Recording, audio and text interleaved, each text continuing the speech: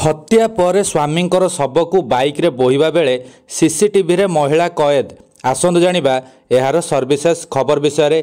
परकीय प्रीति पई प्रेमिक सह मिसी स्वामी को हत्या। जयपुर जड़े महिला एभली जघन्य अपराध घटाइथिबा बेले एबे एक सीसीटीवी फुटेज हस्तक्षेप होईची।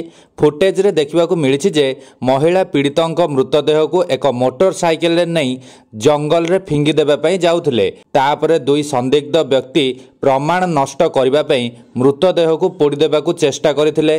धनलाल साइनी पत्नी गोपाली देवी 5 वर्ष धरी दीनदयाल कुशवाहा सहित प्रेम संपर्क रखिथिले। से तांको स्वामी को एक कारखाना रे काम करिबा विषय मिछ कहिथिले, जेतेबेले कि से तांको प्रेमिक कुशवाहा सह एक कपड़ा दुकान रे काम करुथिले। स्वामी तांको पत्नी को कथा उपरे संदेह करिबा परे धनलाल दिने तांको पछ पछे गले।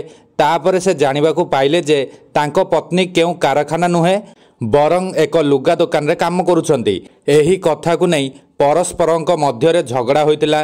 तापरे महिला जनक प्रेमिकंक सह मिसी स्वामी को हत्या करिथिबा जणा पड़िछि।